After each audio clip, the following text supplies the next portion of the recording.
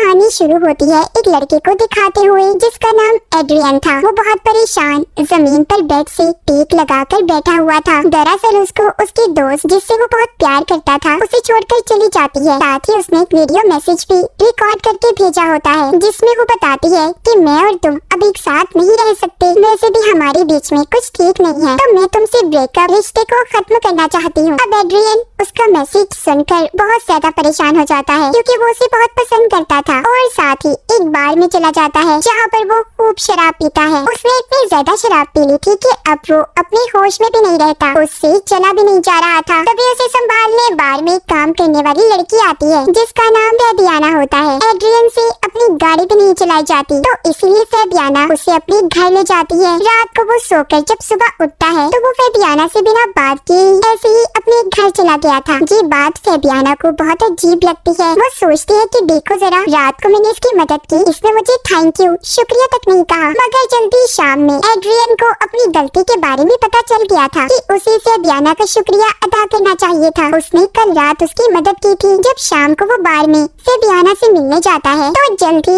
इनकी दोस्ती हो जाती है क्योंकि वो अकेला भी था और उसे एक दोस्त की भी जरूरत थी। उनकी दोस्ती इतनी अच्छी हो गई थी कि फेबियाना जल्दी एड्रियन के घर में शिफ्ट हो जाती है। उन दोनों का एक अलग ही रिश्ता शुरू हो गया था। दोनों एक दूसरे को पसंद करने लगे थे। एक सुबह जब फेबियाना बाथरूम में खड़ी ब्रश कर रही थी तो उसे वॉश बेसिन से किसी की आवाज आती है। जब वो कान लगाकर सुनने की कोशिश करती है तो उसे कुछ समझ नहीं आता। जब फेबियाना नीचे आती है तो नीचे टेबल पर कुछ सफ़ों को बिखरा हुआ देखती है। जब वो उन्हें उठाने ही लगती है तो तभी एड्रियन आ गया था जो कहता है कि प्लीज इन सब चीजों को हाथ मत लगाना। इतनी ही देर में दरवाजे की बेल बजती है। जब ये देखते हैं तो बाहर दो पुलिस ऑफिसर आए थे जो एड्रियन की पहली दोस्त के बारे में पता चलाना चाहते थे जो 2 दिन से गायब थी। उन ऑफिसर्स को एड्रियन पर शक था कि कहीं इसने उसे मारकर घर में छुपा न दिया हो। मगर एड्रियन उन्हें अब उसका वीडियो मैसेज दिखाता है जो इसकी दोस्त ने इसे भेजा था कि वो उसे छोड़कर जा रही है। ये देखकर ऑफिसर उसके घर से चले जाते हैं। अब इन 2 ऑफिसर्स में से एक फेबियाना का दोस्त होता है। वो उससे कहता है तुम्हें क्या इस आदमी के साथ रहकर सब ठीक लग रहा है? उसकी पुरानी दोस्त को गायब हुए सिर्फ 2 ही दिन हुए हैं और तुम्हारी उससे कितनी अच्छी दोस्ती हो गई। हालांकि एड्रियन उसे बहुत पसंद भी करता था। तुम इस आदमी से जरा बचकर रहो, मुझे कुछ ठीक नहीं लग रहा। फेबियाना भी ये सब बातें सुनकर सोचने लगी थी मगर एक तरफ उसके दिल में लालच होती है। वो एड्रियन की तरह ही अमीर, हैंडसम, खूबसूरत लड़का चाहती थी जिसके साथ वो रहे और सारी जिंदगी गुजारे। इसलिए चाहे जो भी कुछ भी कहे वो एड्रियन के साथ ही रहने का फैसला करती है। अब कुछ दिन ऐसे ही गुजर जाते हैं। एड्रियन के घर में फेबियाना के साथ कुछ अजीब बातें होने लगती हैं। एक दिन जब वो नहा रही थी तो शॉवर से एकदम से गर्म पानी निकलना शुरू हो गया था। इससे उसका जिस्म भी जल जाता है। जब वो एक रात बाथटब में बैठी थी तो अचानक से पानी वाइब्रेट हिलने लगता है। इससे अब वो और भी ज्यादा डर गई थी। उसे लगने लगा था कि एड्रियन के घर में किसी भूत आत्मा का साया है। जब इस बारे में वो एड्रियन को बताती है तो उसे इसकी बातों पर यकीन नहीं आता। वो कहता है कि ऐसा कुछ नहीं है मेरे घर में। अब इसी तरह एक दिन फेबियाना को घर से एक चेन में चाबी मिलती है जिसको उसने गले में पहन लिया था। वो उसे एक लॉकेट के तौर पर पहना हुआ बहुत अच्छा लग रहा था। तभी अचानक से घर की लाइट बंद हो जाती है। फेबियाना नीचे से किसी की आहट को महसूस कर रही थी। तभी कोई उस पर हमला कर देता है। थोड़ी देर बाद एड्रियन भी आ गया था। वो फेबियाना को उठाकर बिठाता है और पानी देता है। अब वो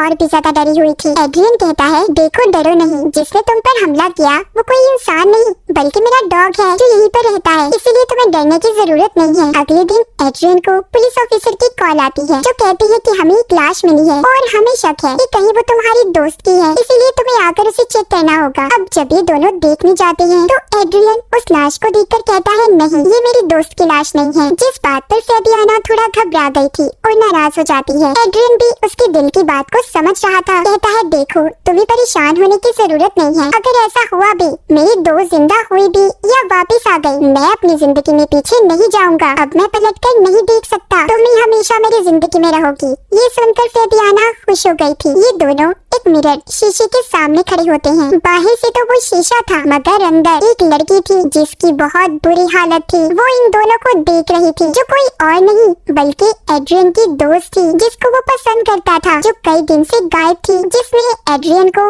वीडियो मैसेज भी भेजा था कि हमारे बीच में कुछ भी ठीक नहीं है, इसीलिए मैं तुम्हें छोड़कर जा रही हूँ। लेकिन अब वो एड्रियन के घर में ही कैद थी। वो शीशे के उस पार एक कमरे में बंद होती है। बाहर से तो वो शीशा नजर आता था मगर अंदर से वो एक कमरा था जहाँ पर खड़ी एड्रियन की दोस्त फेबियाना और उसे देख रही थी, मगर बाहर से कोई नहीं देख सकता था। अंदर से तो घर की हर चीज नजर आएगी, मगर बाहर खड़ा इंसान अंदर नहीं देख सकता। एड्रियन की दोस्त की हालत बहुत ज्यादा खराब थी। यहाँ से कहानी फ्लैशबैक कुछ वक्त पहले की दिखाई जाती है कि आखिर ये लड़की यहाँ पर फंसी कैसे। दिखाया जाता है एड्रियन अपनी दोस्त जिसका नाम बेलन होता है उसके साथ बहुत खुश था। एड्रियन को इस शहर में ऑर्केस्ट्रा जो हाथ के इशारों से म्यूजिक को कंट्रोल करते हैं एक म्यूजिशियन बैंड में नौकरी मिली थी, इसीलिए वो बेलन के साथ इस घर में शिफ्ट हुआ। वो दोनों हंसी खुशी अपनी जिंदगी गुजार रही थी। एड्रियन की आदत हर लड़की से फ्री होने की थी। एक दिन बेलन उसे एक लड़की के साथ देख लेती है, जिसके बाद उसे उस पर शक होने लगा।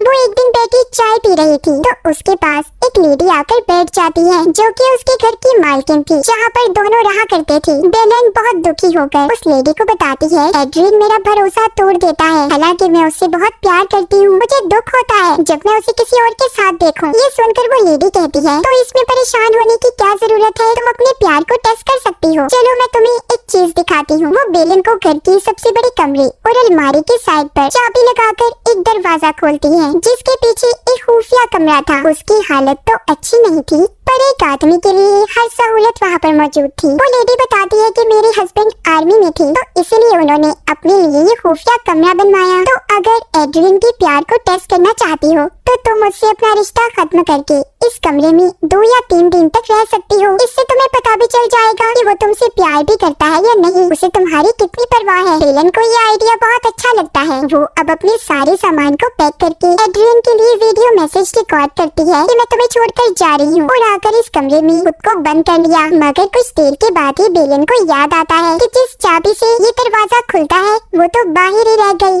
बेलन बहुत ज्यादा परेशान हो गई थी। अब वो जल्दी से फोन करके एड्रियन को बताना चाहती थी, मगर फोन में सिग्नल्स भी नहीं थे। अंदर से तो बेलन खड़ी सब देख पा रही थी। वो एड्रियन को बहुत आवाजें भी देती है, मगर ना तो उसकी आवाज बाहर जाती है और ना ही वो उसे देख पा रहा था। बाहर खड़े इंसान को सिर्फ शीशा ही नजर आता है। बेलन अंदर पूरी तरह से फंस चुकी थी। एड्रियन जो कि बाहर बैठा था उसे याद करके रो रहा था, और ये वही सीन था जो हमने कहानी के शुरू में देखा। मगर एक दिन के बाद ही एड्रियन को फेबियाना मिल गई। ये देखकर तो बेलन और ज्यादा दुखी होती है। वो सोचती है कि एड्रियन तो मुझसे बहुत प्यार करता था, तो मुझे ऐसे धोखा कैसे दे सकता है। मुझे तो लगा था कि मेरे गायब होने के बाद उसे मेरी बहुत परवाह होगी, मगर ऐसा कुछ भी नहीं हुआ। तो एड्रियन की दोस्त बेलन इस तरह यहाँ पर कैद हो गई, जो अब तक ऐसे ही रह रही है। तो कहानी दोबारा से प्रेजेंट मौजूदा दौर में आती है। बेलन अंदर से सब कुछ देख पा रही थी। वो फेबियाना को देखती है जो सुबह को उठकर बाथरूम में ब्रश करने जाती है, जिसे फिर से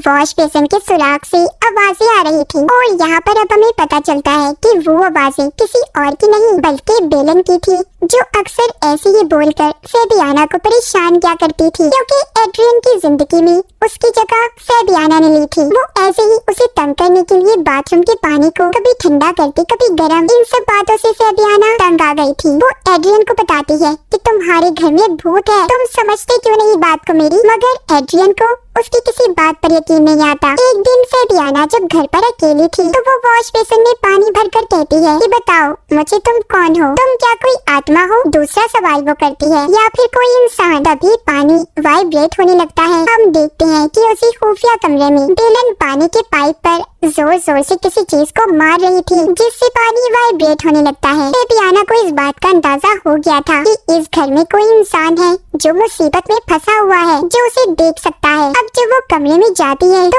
उधर एड्रियन का डॉग था जो शीशे को खोलने की कोशिश कर रहा था, क्योंकि एक वही डॉग था जो जानता था कि बेलन इस शीशे के पीछे फंसी हुई है। उसे ये सब देखकर ये पता चल गया था कि एड्रियन की दोस्त इस शीशे के पीछे फंसी हुई है और उसे मदद की जरूरत है। इसके बाद जब वो कमरे में अलमारी चेक करती है तो उसे एक लॉक मिल जाता है जो एक चाबी से खुल सकता था, उसी चाबी से जो इसने गले में लॉकेट समझकर पहनी थी। जब ये उस चाबी को लॉक में लगाने ही लगती है तभी रुक जाती है। इसके दिल में भरी लालच ने इसे रोक लिया था, क्योंकि ये इस बात को जानती थी कि एड्रियन जैसा अमीर लड़का अपने पुराने प्यार के आने से इससे दूर हो जाएगा, इसीलिए ये दरवाजा नहीं खोलती और उस कमरे को ही बदल देती है। जब एड्रियन घर आता है तो वो अपना कमरा बदला हुआ देखकर काफी हैरान भी होता है और कुछ बदला भी था। फेबियाना को उसे देखकर ये लगता है कि वो अपनी दोस्त की वजह से परेशान है। अगली सुबह फेबियाना का पुलिस ऑफिसर दोस्त घर पर आता है, जिसने इसे पहले भी एड्रियन के बारे में बताया था कि वो अच्छा इंसान नहीं है। वो फेबियाना फेबियाना को लाकर एड्रियन की लड़की के साथ तस्वीरें दिखाता है, जिसे देखकर फेबियाना भी अब समझ गई थी कि